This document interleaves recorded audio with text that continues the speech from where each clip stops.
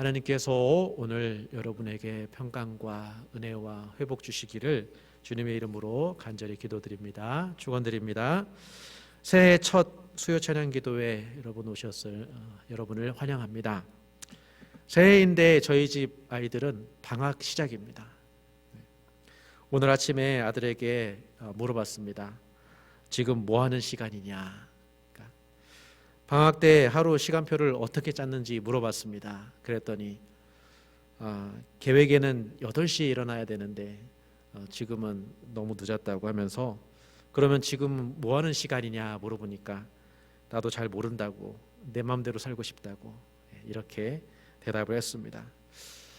뭔가 목표의식을 갖고 살아갔으면 참 좋겠지만 어린아이니까 그러려니 합니다. 아직 어리잖아요. 그런데 세상은 공짜가 없습니다. 심는 대로 거두는 게 세상입니다. 더더욱 우리가 가지고 싶어하는 어떤 귀한 것을 얻기 위해서는 뭔가 희생을 치러야 되고 대가를 치러야 됩니다. 건강을 위해서 뭔가 실천을 해야 되죠. 담배를 끊는다거나 운동을 한다거나 술을 끊는다거나 먹는 것을 줄인다거나 어느 한 가지라도 헌신하지 않으면 사실은 우리에게 유익은 얻어질 수 없습니다. 영적인 삶도 마찬가지인 것 같습니다. 우리가 조금이라도 성장하려고 또 닮아가려고 한다면 주님 안에 거하려는 노력이 필요합니다. 예배를 드리고 말씀을 우리가 사모하며 또 기도하는 그런 기본적인 그런 실천들이 우리에게 참으로 소중한 시간들입니다. 저는 무엇보다도 여러분이 누군가에게 복이 되는 인생, 그런 인생이 은생으로 부름받았다는 그 사실을 여러분 항상 기억하며 살아가기를 원합니다. 하나님은 가정에서 나를 부르셨고 또 일터에서 나를 부르셨고 교회 가운데서도 나를 부르셨고 인간관계 속에서 나를 부르셨습니다. 그 부르심을 감당하기 위해서 우리가 무언가를 해야 합니다. 준비를 해야 합니다. 운동선수는 필드에서 자기 자신을 증명하기 위해서 항상 자신의 몸을 준비합니다. 그리고 해양구조사 같은 사람들은 생명을 구하기 위해서 자기의 존재 목적을 증명하기 위해서 항상 자신을 단련하는 그런 사람들입니다. 마찬가지로 우리가 하나님의 부르심을 감당하기 위해서는 그만한 대가를 치러야 합니다. 노력을 해야 되고 수고를 해야 합니다. 가장 중요한 거 말씀을 잘 들어야 됩니다. 은혜를 구해야 됩니다. 아브라함은 하나님께서 부르실 때 네 말씀하십시오 엎드렸습니다. 사무엘도 하나님께서 부르실 때에 주님께서 말씀하십시오 주의 종이 듣겠습니다 이렇게 대답했습니다. 그래야 우리가 하나님의 일을 할 수 있습니다. 하나님의 말씀을 제대로 듣지 않으면 우리는 어쩌면 내 마음대로 하려고 할 수밖에 없습니다. 그런데 주님은 지금도 우리에게 말씀하십니다. 예수님께서 부자와 나사로 이야기를 말씀해 주셨는데 죽어서 음부의 고통 가운데 있는 부자 이야기가 나옵니다. 이 불꽃 가운데 이 부자가 너무도 괴로워서 손가락 끝에 물을 찍어서 내 혀를 좀 서늘하게 해주십시오 라고 부탁할 정도로 그렇게 괴로웠습니다. 이때 하늘에 있는 아브라함이 이렇게 말합니다. 예, 너는 살았을 때에 좋은 것을 받았고 나사로는 고난을 받았으니 이제 그는 여기에서 위로를 받고 너는 괴로움을 받느니라 이렇게 대답했습니다. 이 말씀은 가난한 이들을 위로하시는 하나님, 그리고 좋은 것으로 가난한 자들을 위로하지 않았던 부자들을 경고하시는 하나님의 말씀입니다. 그런데 부자는 아브라함에게 이런 요청을 합니다. 나사로를 다시 살려서 자기 집에 좀 보내달라는 것입니다. 형제 5이 있는데 고통받는 지옥에 오지 않도록 제발 나사로를 보내가지고 너희들 그렇게 살지 말아라 이런 말을 좀 해달라는 것입니다. 그러자 아브라함이 이렇게 말하죠.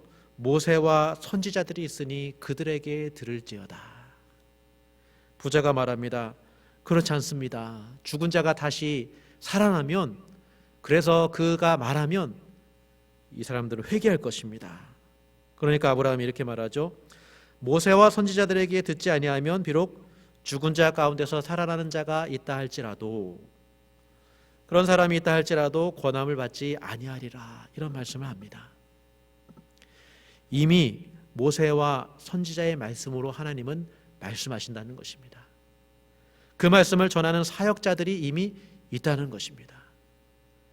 부활하신 주님이 지금 다시 나타난다 할지라도 우리에게 가까이 함께하고 있는 사역자를 통해서 주시는 하나님의 말씀을 믿지 못한다면 그 주님이 다시 나타난다고 해도 그 사람은 믿을 수가 없다는 그런 말입니다. 부활하신 예수님도 자신을 설명할 때, 자신을 가르칠 때 성경을 사용해서 가르쳐 주셨습니다. 그래서 우리에게 매 순간 이 성경을 통해 말씀을 듣는 그런 시간, 그런 훈련, 이런 것들이 참 필요합니다. 제가 이번 주부터 읽으라고 이게 주보에 우리에게 성경 말씀을 이렇게 읽기표를 실어드렸는데, 오늘의 창세기 12장 나오죠. 딱 아브라함의 이야기 나옵니다.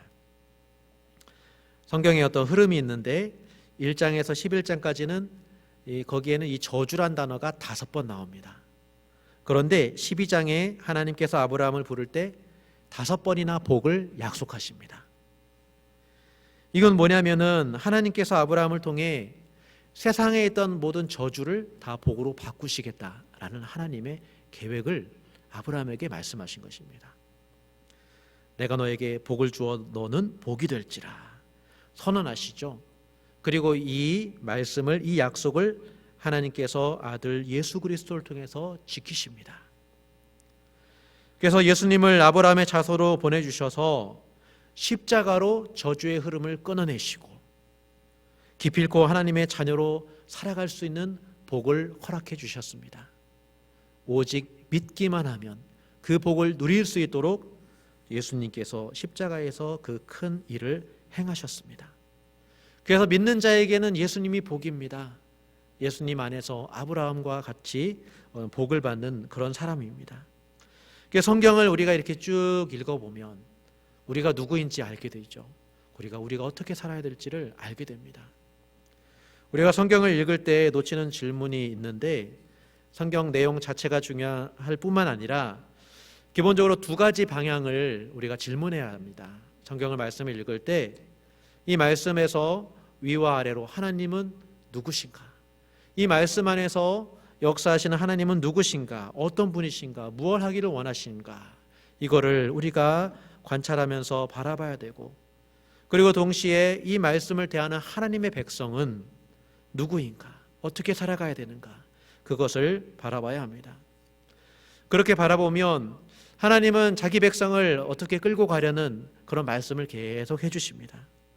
그런데 하나님의 백성은 때로는 순종했다가 때로는 불순종하는 그런 일들, 그런 이야기를 보여주죠. 이렇게 성경을 읽으면서 하나님 앞에서 이 말씀 가운데 나의 위치는 어디쯤인가 이렇게 생각해 봐야 됩니다. 나는 좀 순종하는 그런 사람인가? 아니면 나는 불순종하고 이렇게 마음에 기울어져 가고 있는가? 그래서 그 말씀을 통해서 우리가 제자리를 찾아가는 그런 은혜가 있어야 되는 것이죠. 그리고 또 한 가지는 수직뿐만 아니라 우리 좌우로 내가 세상 속에서 어떻게 부름받았는지를 또 이 말씀 속에서 우리 질문해야 합니다. 세상은 무엇인지 질문해야 합니다. 세상의 어둠을 발견해야 되고, 그리고 내가 하나님의 복된 백성으로서 어떻게 기여할 수 있는지, 어떻게 이 세상을 위해서 내가 살아갈 수 있는지 그것을 질문해야 합니다. 그리고 그것을 질문하면서 내가 할 수 있는 건 무엇인지, 하나님이 내게 나누라고 주신 것은 무엇인지 이렇게 생각을 해가면서 이렇게 나의 사명, 지금 내가 할 수 있는 일은 무엇인지를 찾아가는 그런 은혜가 성경에서 주어질 수 있습니다. 성경을 이렇게 읽어가면서 우리는 우리 자신을 찾아가야 됩니다. 교회가 무엇인지 알아가고, 그리고 빛과 소금으로서 이 세상에서 무엇을 해야 하는지 또 할 수 있는지 그것을 찾아가는 일이 우리에게 필요한데, 이것이 다 사역자가 필요합니다. 사역자의 도움이 필요하죠. 바로 성경 말씀이 우리를 교회되게 하고, 성경 말씀이 우리를 하나님의 사역에 동참하도록 이렇게 이끌어 줍니다. 이것은 다 우리 사역자가 필요한 일이죠. 그래서 세상을 위한 제사장이 되고 일상의 사역자로 살아갈 수 있도록 우리는 이 말씀을 통해서 훈련을 받습니다. 오늘 이 성경의 말씀은 사역을 맡은 이들, 사역자들에 관한 그런 바울의 말씀이 있습니다. 이것을 생각해 보면 저와 여러분이 사실은 다 하나님의 사역자죠. 다 하나님이 다 불러주셨고 하나님께서 다 은혜를 주셨고 다 이 세상 속에서 그리스도인으로 살아가도록 불러주셨습니다. 특별히 여러분은 주중의 사역자로 살아가셔야 되죠. 가정에서, 일터에서 그리스도인으로 살아가도록 특별히 부름받았습니다. 일터에서는 전문성과 성실함으로 이 책임을 잘 감당하는 게 바로 그 사명을 감당하는 것이고, 가정에서는 어머니로서 아버지로서 그 주신 위치를 잘 감당하는 것이 바로 우리가 이 사역자된 마음으로 살아가는 것입니다. 그리고 저와 같이 목사와 전도사와 같은 교회 사역자가 또 있습니다. 우리가 해야 될 일은 교회 예배를 돕고 하나님의 말씀으로 성도들을 잘 양육해서 세워주는 것이죠. 하나님의 말씀과 예배를 섬기도록 전문적으로 훈련받은 사람들입니다. 그래서 세상에서 우리 성도들이 그리스도인으로 살아갈 수 있도록, 빛을 발할 수 있도록 말씀을 먹여주고, 그리고 낙심하면 격려해주고, 힘들면 위로해주고, 그런 일들을 해서 포기하지 않도록 성도의 삶을 끝까지 살아갈 수 있도록 그렇게 도와주고 기도해주는 그런 역할을 하는 것입니다. 오늘 말씀에서 바울은 사역자의 문제를 다루고 있는데, 고린도 교회의 문제를 보니까 이 성도들이 영적인 지식도 많이 받고 은사도 받고 그리고 영적인 말, 그런 언변에 참 훌륭했는데 이 사람들의 이 열매는 분열과 다툼이라는 게 참 안타까운 일입니다. 그것도 당대에 이름 있고 영향력 있는 사역자들의 이름을 중심으로 이렇게 분열되어 있으니 말입니다. 베드로, 바울, 아볼로, 그리스도, 이렇게 파의 이름을 나누었지만, 그러나 베드로와 바울이 다투었다는 의미가 아닙니다. 아볼로랑 서로 이렇게 사역자들이 다투었다는 의미가 아닙니다. 뭔가 이 안에서 이 사람들은 사역을 했지만 이 사역자의 이름으로 사적인 모임들이 발전한 것입니다. 나는 베드로에게 세례받았지, 나는 아볼로에게 가르침을 받았지 하면서 그 알게 모르게 그 인간적인 그 모임이 만들어져서 교회 일을 할 때마다 이쪽에서 사사건건 반대하고, 이쪽에서 뭐 하자고 하면은 이쪽에서 자신의 영향력을 과시하려고 그냥 넘어가려 하지 않습니다. 어떻게든지 자신의 영향력을, 존재감을 과시하려고, 나를 무시하면 너희들 아무것도 할 수 없어, 이렇게 그런 마음을 가진 것이죠. 바울이 이런 교회의 모습을 다 보니까 사람들은 영적인 은혜를 받았으니 뭔가 성숙한 것처럼 생각할지 모르겠지만, 바울이 보니까 이 사람들은 완전히 육신에 속한 사람들입니다. 그래서 이제는 내가 너희를 어린아이처럼 대하겠다, 이슬 젖을 먹어야 하는 그런 어린아이처럼 대하겠다 하면서 한마디로 영적으로 봤을 때 참 유치하다, 이렇게 말을 하고 계십니다. 어린아이와 같다, 유치하다라는 말은 무슨 말일까요?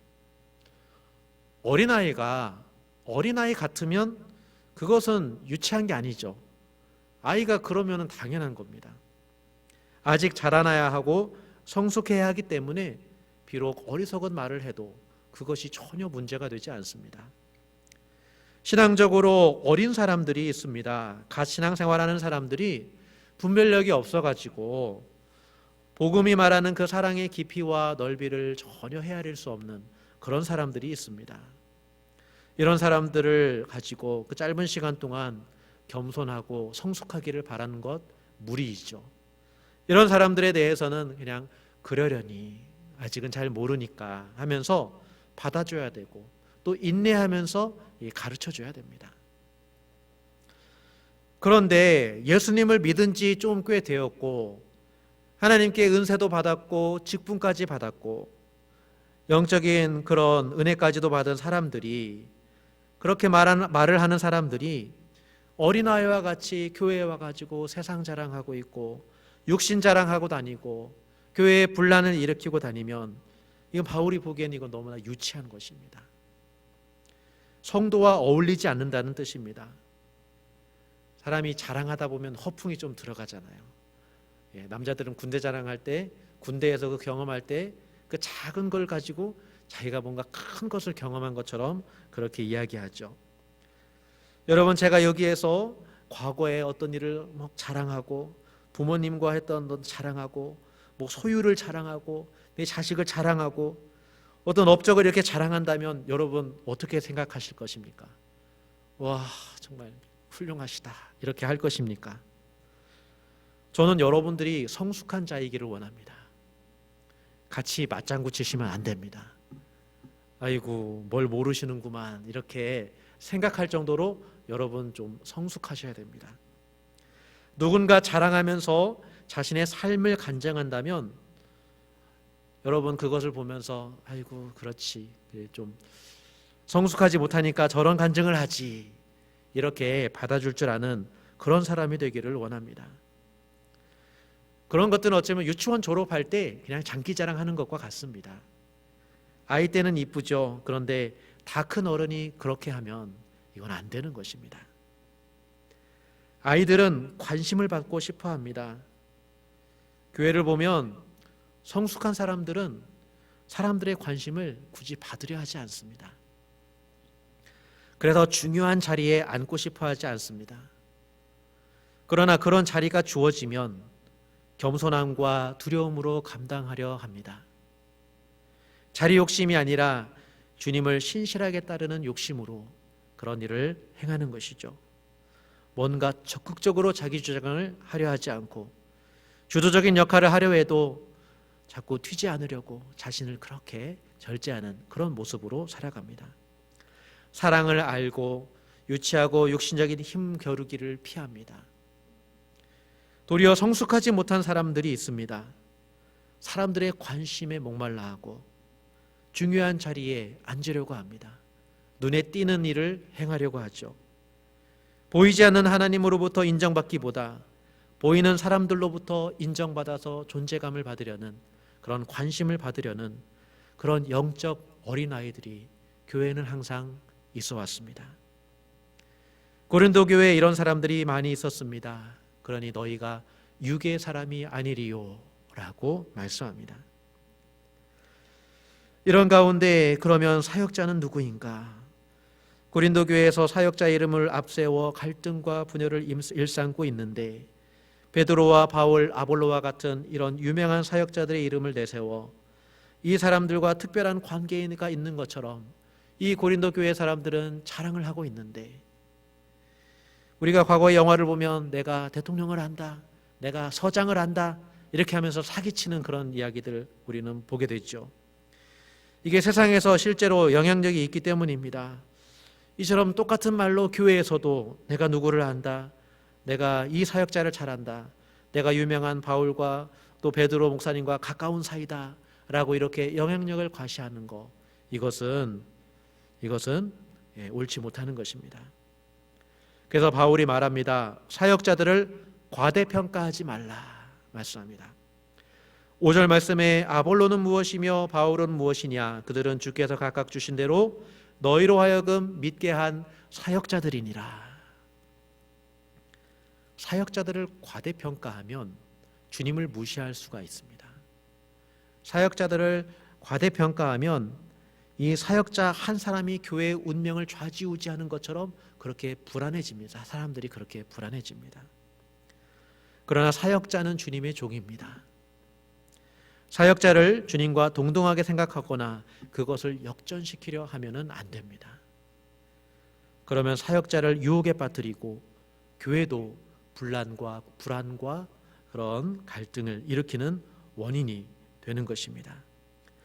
또한 반대로 사역자를 또한 과소평가해서도 안 됩니다. 6절 말씀에 나는 심었고 아볼로는 물을 주었으되 오직 하나님께서 자라게 하셨나니. 이 교회에는 사역자의 도움이 필요합니다. 물을 줘야 되고 심는 일을 해야 합니다. 사역자의 도움 필요 없이 나는 그리스도만으로 충분하다라고 말하는 아마 그리스도파가 있었던 것 같습니다. 역사적으로 사역자들이 필요 없다라는 주장이 항상 있어 왔습니다. 그 이유를 알면 그럴듯합니다. 사역자의 타락이 정말 심했을 때, 그래서 사역자들이 말씀을 제대로 전하지 못해서 이 목마른 사람들이, 성도들이 스스로 성경을 읽어갔던 그런 시대일수록 이런 주장이 힘을 얻었습니다. 그리고 또 우리 모두가 다 하나님의 제사장으로 부름받았기 때문에 굳이 사역자가 필요 없다라는 이런 말도 사실은 가능했습니다. 모두가 다 자기가 사역의 일을 감당하면 되지라고 생각할 수 있죠.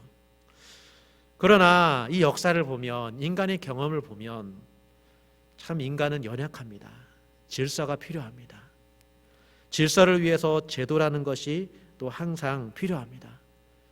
그래서 순복음 그리고 장로교 이런 것들도 다 이런 제도에 따라서 모양을 달리하는데, 모두가 다 제사장인 그런 공동체조차도 어떤 한 사람이 대표 역할을 하는 경우가 있습니다. 그리고 사역자들이 잘 세워지면 그만큼 교회가 영적인 유익이 있습니다. 그것이 큰 것이죠. 교회는 사역자들을 필요로 합니다. 고린도 교회에서 이 사역자의 모습을 보니까 바울은 이 복음의 말씀을 심는 역할을 했습니다. 농부로서 치면 땅을 개간하고 그 안에 말씀을 심는 그 일을 했습니다. 그런데 아볼로는 거기 위에다 그 다음에 물을 주는 일을 했습니다. 씨가 자라날수록 물을 주면서 이 생명이 잘 자라나도록 이렇게 돌보아 주신 거죠. 내가 좋아하는 사역자들에 대해서 과대평가하는 그런 모습에서 벗어나면 다른 사역자들이 가지는 그런 소중한 그런 가치들을 발견할 수 있습니다. 또 다른 사역자들을 과소평가하지 않아야 교회의 성장을 위해서 한 사람 한 사람의 사역자가 얼마나 소중한지 발견하게 되는 것이죠. 무엇보다도 바울은 교회에 계시는 하나님을 보았습니다. 하나님께서 이 교회 안에 일하시고 계신다라는 것을 바울은 보았습니다. 우리도 바울처럼 교회에서 역사하시는 하나님을 보지 못하면 우리는 사람의 마음을 빼앗길 수밖에 없습니다. 육신적인 자랑에 우리는 넘어질 수밖에 없습니다. 그러나 바울은 하나님을 보았습니다. 고린도 교회가 하나님을 보기를 원했습니다. 그랬더니 사역자는 아무것도 아닙니다. 오직 자라게 하시는 이는 하나님뿐이다. 하나님을 발견한 것이죠. 사실은 얼마든지 바울은 처음에 씨를 뿌렸기 때문에 교회에서 개척자로서의 그런 공로를 인정받을 만했습니다. 여러분은 제가 업어 키웠습니다. 여러분 제가 처음부터 말씀을 해서 여러분 저 없었으면은 여러분 하나님의 백성이 되지 못했고 은혜를 받지 못했습니다. 이렇게 말을 할 수도 있는 것이죠. 또 그 말씀을 들으면 교회가 그렇지, 저 목사님 없었으면은 우리가 이런 일을 할 수 없었지. 이래서 더욱더 개척하시는 그 목사님을 더욱더 높여주려는 그런 움직임이 사실은 있습니다. 그래서 바울은 아볼로보다 더 높은 권위를 주장할 수도 있었습니다.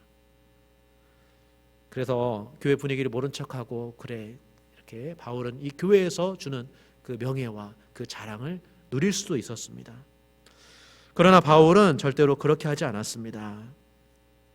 인간적인 자랑을 내려놓았습니다. 하나님을 보았기 때문이죠. 하나님께서 자라게 하시기 때문이죠.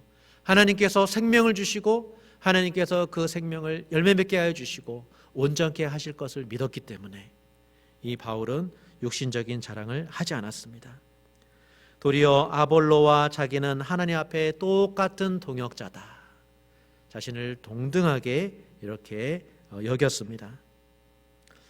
우리도 우리 마음 가운데 우리를 부르신 하나님을 잃어버리면 어떻게 보면 우리는 서로가 서로를 경쟁자로 보게 될 것입니다. 누군가 잘하면 질투하는 마음이 생기고 내가 좀 더 잘하면 저 사람보다 내가 낫지라는 이런 교만한 마음이 생기는 것입니다. 그러나 우리의 생명을 주관하시는 하나님을 바라보고 그 하나님을 예배하는 마음으로 우리의 중심이 바로 서면 잘해도 같이 잘한 것이고 못해도 우리가 같이 못해서 그런 것이지 우리가 어떤 사람을 더 높이고 더 못되고 이렇게 하지는 않을 것이죠. 이렇게 바라보면 모든 수고가 다 의미가 있습니다. 도리어 드러나 보이는 일보다 보이지 않는 그런 작은 수고, 바로 이런 것이 귀하다 여길 수 있는 그런 마음을 갖게 됩니다. 제가 교만해지지 말라는 그런 말로 말씀하는 것이지 사람들을 칭찬하지 말아라, 격려하지 말아라 이런 의미가 아닙니다. 우리는 작은 일이라도 서로에게 위로와 격려가 필요합니다. 서로가 서로에게 감사의 말, 감사의 표현, 정말 이런 일이, 이런 표현이 필요합니다. 마땅히 할 일을 했지 하면서 이렇게 하기보다 누가 나에게 이렇게 칭찬하면 내가 마땅히 할 일을 했습니다 하면서 같이 하나님께 영광을 돌리는 그런 모습이 필요하죠. 교회를 한번 생각해 보십시오. 우리 안에 거하시는 하나님을 우리가 놓쳐버리면 우리는 사역자나 영향력 있는 사람을 의지할 수밖에 없을 것입니다.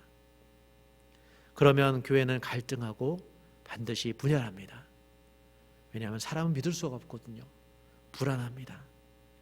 그러나 우리가 하나님을 예배하며 그 하나님을 모시고 그 믿음 가운데 든든히 서서 하나님을 찬양하고 말씀을 듣고 기도하면 하나님이 역사하십니다. 사람을 통해서 역사하시고 생명을 자라게 하십니다. 자라게 하시는 분은 오직 하나님이심을 믿는 게 이 사역자가 가져야 될 첫 번째 마음입니다. 그럴 때 사역자에게 말씀으로 양육하고 또 이것이 싹을 맺도록 기도하는 일이 얼마나 중요한지를 알게 됩니다. 여러분들은 하나님이 역사하신다는 이 믿음을 여러분도 가지면서 사역자를 너무 과대평가하지도 말고 또 너무 과소평가하지 않는 그런 균형감을 갖기를 원합니다. 헛된 믿음이 빠지지 않고 작은 허물에 실망하지 않도록 여러분 이런 믿음, 이런 균형 있는 믿음, 이런 믿음을 가질 수 있어야 할 것입니다. 참 생명이란 신기한 것 같습니다.